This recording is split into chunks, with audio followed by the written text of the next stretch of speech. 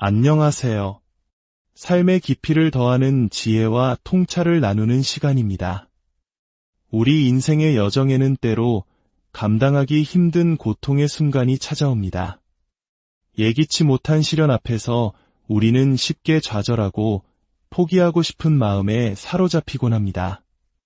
이게 내가 원했던 삶이 아닌데 내 힘으로는 도저히 안 될 것 같아 라는 생각이 들 때 우리는 어떻게 다시 일어설 수 있을까요?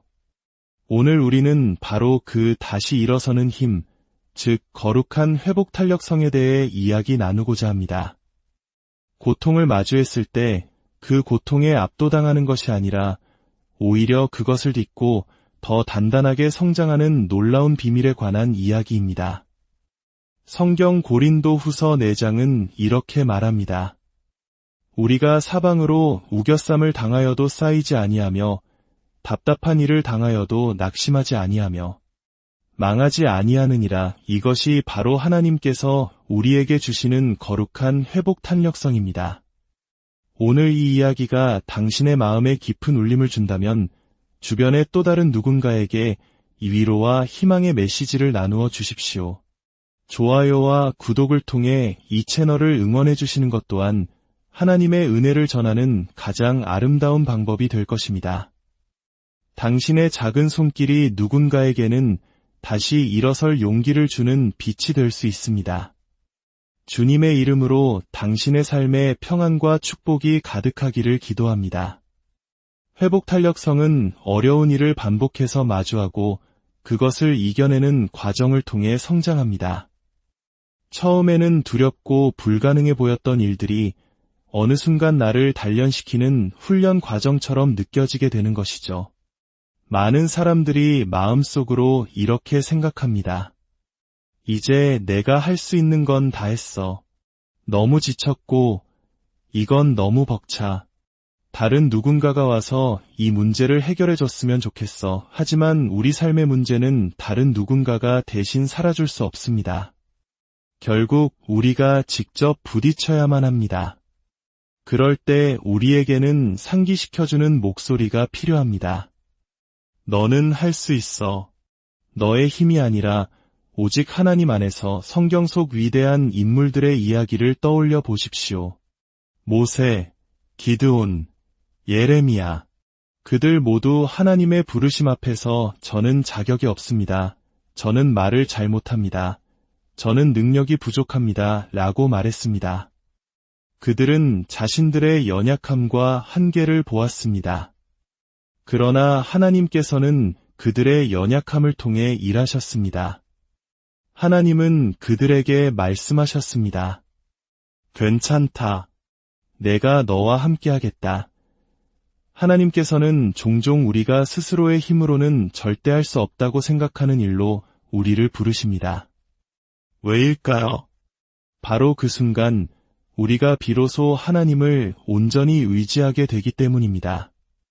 우리의 능력이 아닌 하나님의 능력이 드러나는 그 순간이야말로 하나님께서 가장 기뻐하시는 순간입니다. 우리의 삶이 내가 계획했던 것과 다르게 흘러갈 때 우리는 당황하고 때로는 분노합니다. 하지만 기억해야 합니다. 우리 삶의 진정한 주권자는 우리가 아니라 우리를 지으시고 우리 인생의 모든 날들을 계획하신 하늘 아버지이십니다. 시편 139편은 노래합니다. 주께서 나를 모태에서 조직하셨나이다. 나의 형체가 주의 앞에 숨기우지 못하였나이다. 내 형질이 이루기 전에 주의 눈이 보셨으며 나를 위하여 정한 날이 하나도 되기 전에 주의 책에 다 기록이 되었나이다. 이 말씀은 하나님께서 우리 각자를 향한 놀라운 계획을 가지고 계심을 보여줍니다. 그분은 우리의 기질, 성격, 재능, 심지어 연약함까지도 모두 알고 계십니다. 그리고 그 모든 것을 사용하여 당신의 선한 뜻을 이루어 가십니다. 하나님은 모세가 말을 잘 못한다는 것을 아시면서도 그를 이스라엘의 대변인으로 부르셨습니다. 마치 내 입을 만든 이가 누구냐라고 물으시는 것처럼 말입니다. 그렇습니다. 하나님은 우리의 연약함에도 불구하고 우리를 사용하시는 것이 아니라 바로 그 연약함 때문에 우리를 선택하십니다. 우리의 부족함 속에서 하나님의 강하심이 가장 선명하게 드러나기 때문입니다. 여기 자신의 삶이 송두리째 흔들리는 경험을 통해 이 진리를 온몸으로 깨달은 한 여성의 이야기가 있습니다. 결혼 3년 차 26살의 젊은 나이에 그녀는 첫 아들을 품에 안았습니다. 하지만 기쁨도 잠시, 아이는 태어나자마자 응급 상황에 처했습니다. 예정일을 꽉 채워 태어났지만 몸무게는 2kg이 채 되지 않았고 의사들은 아이를 급히 신생아 중환자실로 옮겼습니다. 마취 기운에 겨우 정신을 차리고 있던 그녀에게 6시간 뒤 의사가 찾아와 조심스럽게 말했습니다. 아기에게서 다운증후군 소견이 보입니다. 그녀의 세상이 무너져 내렸습니다. 다운증후군에 대해 아는 것이 거의 없었고 그저 막연한 두려움과 절망감만이 온몸을 휘감았습니다. 하지만 당장은 진단명보다 아이의 생명이 위급했습니다. 호흡기와 영양 공급 튜브에 의지해 작은 생명을 이어가는 아들을 보며 부부는 오직 아이가 살아남기만을 간절히 기도했습니다. 그것은 어쩌면 그 거대한 충격을 조금씩 감당할 시간을 주신 하나님의 은혜였을지도 모릅니다. 엿새 후 유전자 검사 결과 다운증후군 확진 판정이 내려졌습니다. 그녀는 병원 샤워실에서 주저앉아 통곡했습니다. 하나님은 바로 그 고통의 계절을 통해 그녀에게 초자연적인 하나님의 구원이 무엇인지 가르쳐주기 시작하셨습니다. 아이는 10주 동안 젖을 빨지 못했습니다.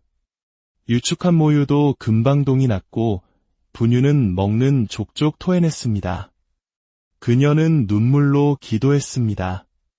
하나님, 이 아이를 먹여주세요. 당신께서 어떻게든 길을 열어주세요. 그리고 마침내 10주가 되던 날 기적처럼 아이가 젖을 빨기 시작했습니다. 그 후 아이는 우량아가 되어 13개월 동안 엄마 젖을 먹고 자랐습니다. 그녀는 절박함 속에서 무릎 꿇는 법을 배웠습니다. 깊은 슬픔과 한계 상황 속에서 인간의 힘으로는 아무것도 할 수 없음을 깨달았을 때 비로소 하나님의 능력을 구하게 된 것입니다. 기도가 절박해질수록 그녀는 더욱 강해졌습니다. 주님 없이는 아무것도 아닙니다. 라는 고백이 터져나올 때 성령님께서는 그녀의 위로자, 상담자, 변호자가 되어주셨습니다. 성령님은 그녀뿐만 아니라 아들을 위해, 남편을 위해, 그리고 그들의 가정을 위해 친히 간구하셨습니다. 특별한 도움이 필요한 자녀를 둔 부부의 이혼율은 첫 1년 동안 80%가 넘는다고 합니다. 그러나 그 첫 해를 믿음으로 견뎌낸 부부는 그 어떤 시련도 이겨낼 수 있는 단단한 기초와 거룩한 회복 탄력성을 갖게 됩니다. 우리가 좌절하는 이유는 우리 마음속에 삶은 이래야만 한다는 견고한 기대치가 있기 때문입니다. 내 첫 아이는 완벽해야 해, 내 인생은 순탄해야 해와 같은 기대가 무너졌을 때 우리는 포기하고 싶어집니다. 하지만 바로 그 순간이 나의 뜻이 아닌 아버지의 뜻대로 하옵소서라고 고백하며 모든 것을 내려놓아야 할 때입니다. 백지 상태가 되어 하나님의 계획에 우리 자신을 온전히 내어드릴 때 진정한 회복 탄력성이 시작됩니다. 그녀는 두 가지 선택의 기로에 섰습니다. 하나는 내 뜻대로 되지 않은 삶에 대해 분노하고 원망하고 하나님께 화를 내는 길이었습니다. 다른 하나는 하나님께 온전히 항복하고 그분이 상상할 수 없는 더 크고 놀라운 일을 행하실 것을 믿고 구하는 길이었습니다. 그녀는 아들을 통해 아주 중요한 깨달음을 얻었습니다. 그녀는 어릴 적부터 사랑받기 위해 끊임없이 노력하는 사람이었습니다.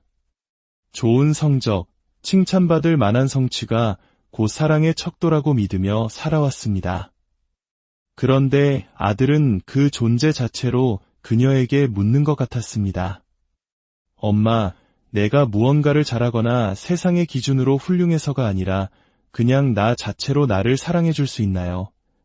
그 순간 그녀는 자신의 아들을 통해 자신을 향한 하나님의 무조건적인 사랑을 깨달았습니다. 우리의 가치는 능력이 아니라 정체성에 있습니다. 우리는 무언가를 이루었기 때문이 아니라 그저 하나님의 사랑받는 아들이고 딸이기 때문에 존귀한 존재입니다. 우리의 연약함, 부족함 그대로의 모습으로 하나님은 우리를 사랑하십니다. 그리고 이제 그 아들은 24살의 청년이 되었습니다. 더욱 놀라운 것은 하나님께서 13년 뒤 중국에서 한 아이를 예비하고 계셨다는 사실입니다. 태어난 지 4개월 만에 경찰서에 버려져 5년 반 동안 고아원에서 자란 다운증 후군 소녀 조이였습니다. 그녀와 남편은 이번에는 선택하여 다운증 후군 아이를 입양하기로 결정했습니다. 40대에 다시 유치원생을 키우게 된 것입니다. 하나님은 이렇게 말씀하시는 것 같았습니다. 너희는 첫째 아들이 그렇게 태어날 줄 몰랐고 둘째 딸을 입양하게 될 줄도 몰랐을 것이다. 하지만 이 모든 것이 너희의 유익과 나의 영광을 위한 것이란다. 우리가 필요하다고 혹은 마땅히 받아야 한다고 생각했던 꿈의 죽음 뒤에야 비로소 진정한 부활이 찾아옵니다. 부활은 하나님의 신성하고 영원한 생명 그 자체입니다. 하나님께서는 그들의 가정을 통해 소외되고 버려진 이들을 향한 더 큰 사랑과 긍휼의 마음을 부어주셨습니다. 그것은 우리를 예수 그리스도의 마음과 더욱 닮아가게 하는 과정이었습니다. 하지만 이 모든 놀라운 은혜와 깨달음 속에서도 우리의 싸움은 계속됩니다. 옛 자아가 불쑥 고개를 들고 사탄은 우리를 끊임없이 공격합니다. 에베소서 6장은 마귀의 관계를 능히 대적하기 위하여 하나님의 전신갑주를 입으라고 말합니다. 사탄은 에덴 동산의 하와에게 그랬던 것처럼 우리 마음에 의심의 씨앗을 심습니다. 하나님이 정말 그렇게 말씀하셨느냐? 그의 전략은 예나 지금이나 똑같습니다. 우리에게 침투적인 생각을 불어넣습니다. 넌 좋은 엄마가 아니야. 방금 소리 지르고 문을 쾅 닫았잖아. 내 남편은 너에게 무관심해. 그는 우리 자신뿐만 아니라 우리 주변 사람들까지 정죄하게 만듭니다. 그리고 우리가 그 거짓말에 동의하는 순간 그는 힘을 얻습니다. 그럴 때 우리는 가장 먼저 회개해야 합니다. 주님, 제가 믿음의 영이 아닌 두려움의 영 앞에 무릎 꿇었음을 고백합니다. 그리고 우리는 그 거짓의 소리를 진리의 소리로 끊어내야 합니다. 거짓말을 생각하면서 동시에 진리를 말할 수는 없습니다. 거짓된 생각이 들 때 그에 반대되는 하나님의 말씀을 소리내어 선포해야 합니다. 그리고 우리는 혼자 싸워서는 안 됩니다. 공동체 안으로 들어가야 합니다. 너희 죄를 서로 고백하며 병이 낫기를 위하여 서로 기도하라. 나의 연약함과 어려움을 믿음의 형제자매들에게 나누고 함께 기도할 때 어둠의 세력은 힘을 잃습니다. 두세 사람이 주님의 이름으로 모인 곳에 함께 하시겠다는 약속을 믿으며 우리는 서로의 짐을 함께 짊어져야 합니다. 거룩한 회복 탄력성을 키우기 위한 5가지 구체적인 원칙이 있습니다. 첫째, 고통의 이름을 부르십시오. 시편 기자들처럼 하나님 앞에 자신의 아픔과 슬픔, 분노를 정직하게 쏟아내는 것입니다. 둘째, 관점을 전환하십시오. 우리를 자유롭게 하는 진리의 말씀으로 돌아가 하나님께서 이 상황에 대해 무엇이라고 말씀하시는지 귀 기울이는 것입니다. 셋째, 역경을 끌어안으십시오. 이것은 고통을 즐기라는 뜻이 아닙니다. 두려움으로부터 도망치면 두려움은 더욱 커집니다. 고통을 직면할 때 우리는 그것을 다루는 데 따르는 불편함이 줄어드는 것을 경험하게 됩니다. 이것이 회복 탄력성이 자라는 방식입니다. 한때 공황장애의 장소였던 비행기가 이제는 하늘 위의 성소가 된 것처럼 고통의 자리가 사명의 자리로 변화될 수 있습니다. 넷째, 의미를 만들어내십시오. 당신이 겪은 시련은 세상에 희망을 전하는 통로가 될 것입니다. 당신을 구원하신 그 영역에서 성령님은 당신에게 권위를 주십니다. 당신의 간증은 비슷한 아픔을 겪는 이들에게 큰 위로와 격려가 될 것입니다. 다섯째, 함께 견뎌내십시오. 우리는 결코 혼자가 아닙니다. 믿음의 공동체 안에서 서로에게 기대고 기도와 고백, 은혜와 용서를 구하며 함께 나아갈 때 우리는 사탄의 공격에 쉽게 무너지지 않는 견고한 연합을 이룰 수 있습니다. 우리는 종종 하나님께 이렇게 기도합니다. 하나님, 그저 이 문제만 해결해 주세요. 그저 이번 한 번만 도와주세요. 이것은 겨우 살아남게만 해달라는 결핍의 기도입니다. 그러나 하나님은 우리가 겨우 살아남기를 원치 않으십니다. 하나님은 우리가 넘치도록 받기를 원하시는 후하고 풍성하신 분입니다. 이제 우리의 기도가 바뀌어야 합니다. 하나님, 이 작은 것을 고쳐주세요가 아니라 하나님, 당신께서 새롭게 행하실 일이 무엇인지 보여주세요 라고 기도해야 합니다. 우리의 기도가 요청 목록이 아니라 호기심과 발견의 여정이 되어야 합니다. 하나님, 당신의 뜻은 무엇입니까? 저의 불신을 도와주소서. 제가 보지 못하는 당신의 영원한 나라를 보게 하소서. 우리가 겪는 모든 역경은 영원의 관점에서 보면 잠시 받는 환난에 경한 것에 불과합니다. 특별한 도움이 필요한 자녀를 25년째 돌보는 삶은 결코 쉽지 않지만 이 또한 영원 속에서는 찰나의 순간입니다. 그리고 이 고난이 준 가장 큰 선물은 바로 기쁨입니다.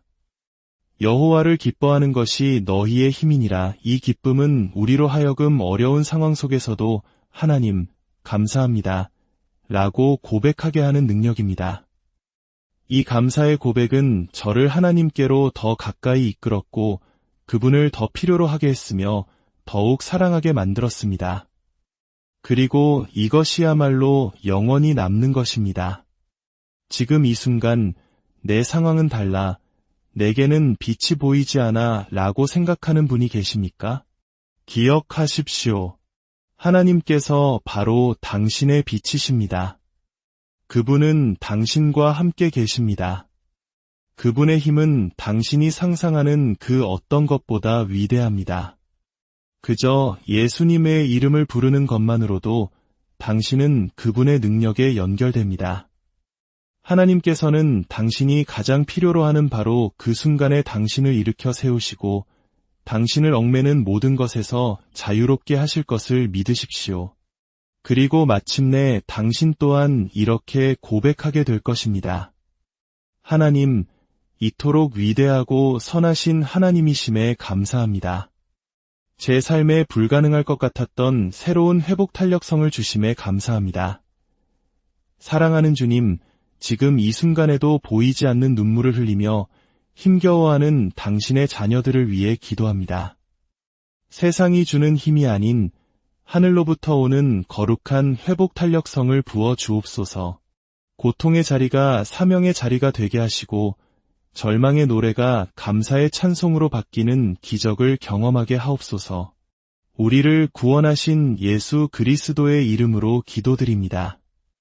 아멘. 다음 이 시간까지 주님의 평안이 여러분